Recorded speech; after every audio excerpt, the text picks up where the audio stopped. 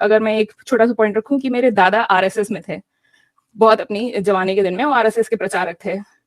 तो उनका हमेशा ये थोड़ा सा, क्या ही कहूँ, भगवान उनकी आत्मा को शांति दे, इसी साल उनकी जनवरी में डेथ हुई है।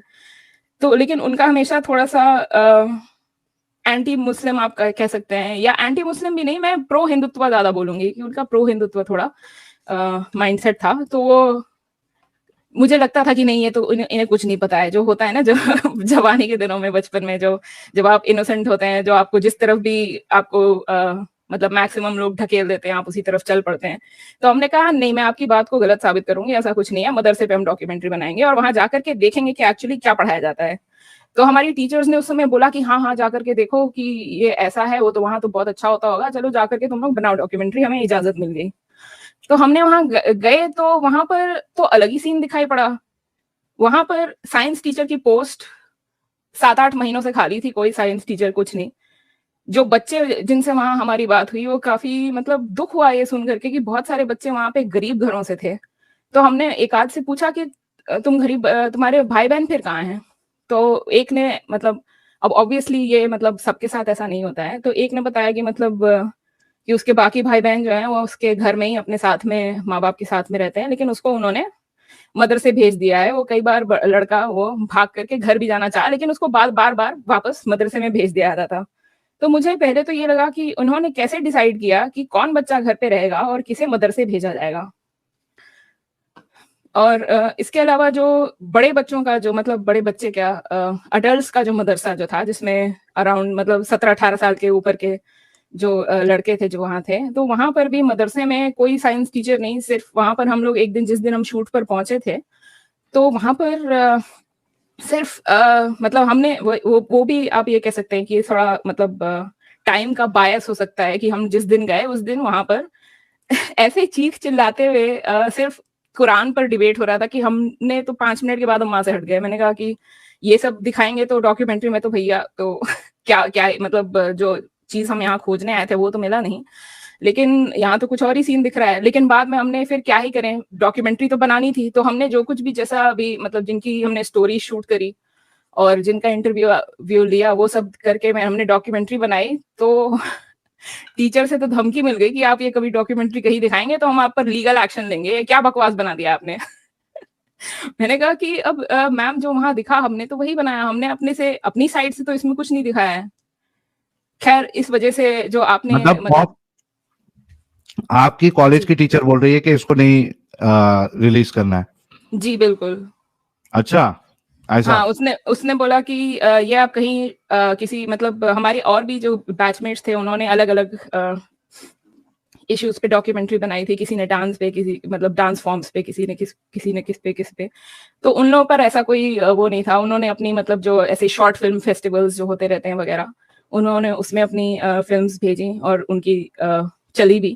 लेकिन हमें बेसिकली स्ट्रिक्टली मना कर दिया गया था कि आप ये कहीं नहीं भेजेंगे, क्योंकि इसका पैसा जो है आपके कॉलेज ने दिया है इसको बनाने का।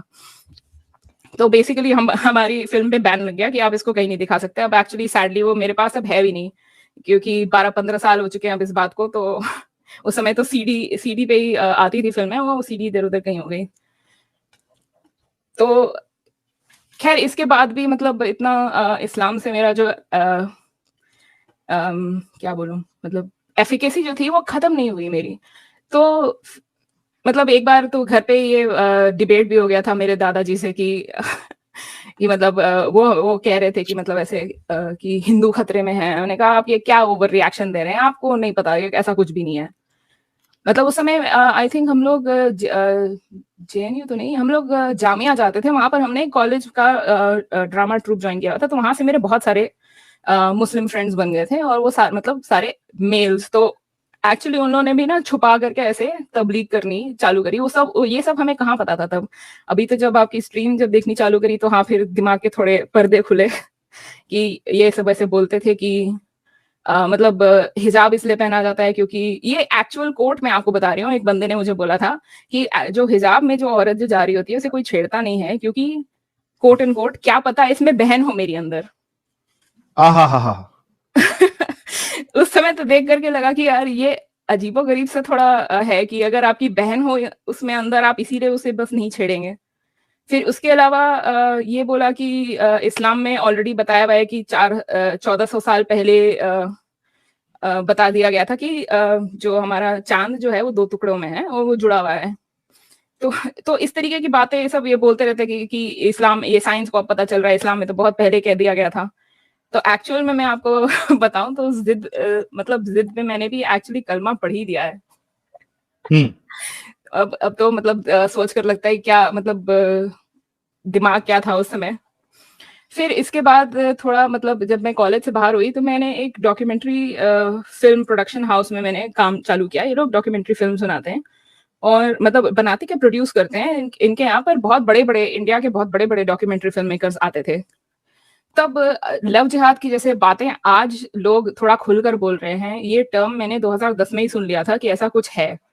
लेकिन जो लेफ्टिस्ट जो फ़िल्म्स ये बनाते हैं, उसमें हमेशा ये दिखाने की कोशिश करते हैं कि ये तो बस आपका वही जो इस्लामोफ़ोबिया जिसको बोला जाता है, ये आपका इस्लामोफ़ोबिया बोल रहा है, ऐसा कुछ नहीं है।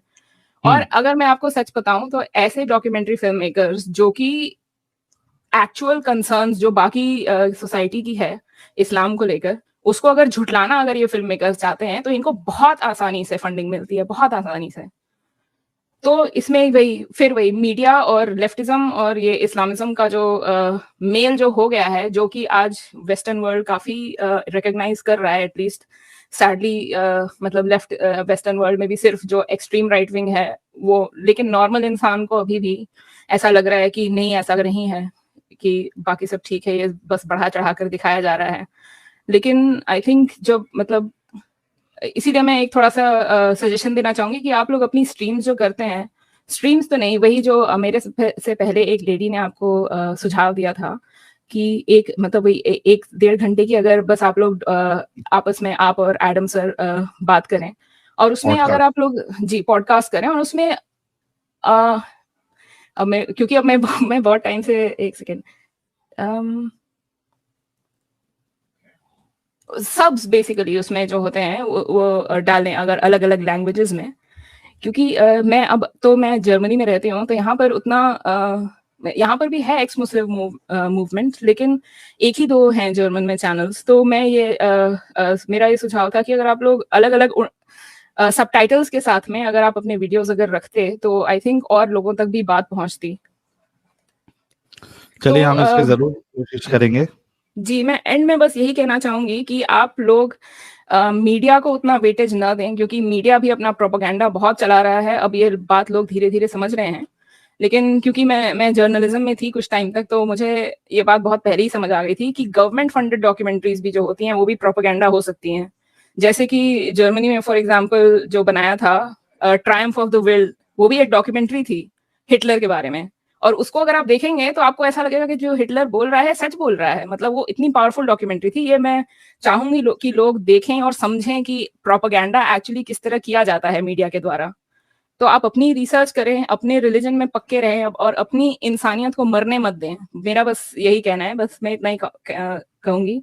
और आप लोग बहुत अच्छा काम कर रहे हैं, बस ऐसे ही आगे करते रहें और हम लोग यहाँ हैं आपको सपोर्ट करने के लिए और सुनने के लिए और आपकी बातों को आगे बढ़ाने के लिए।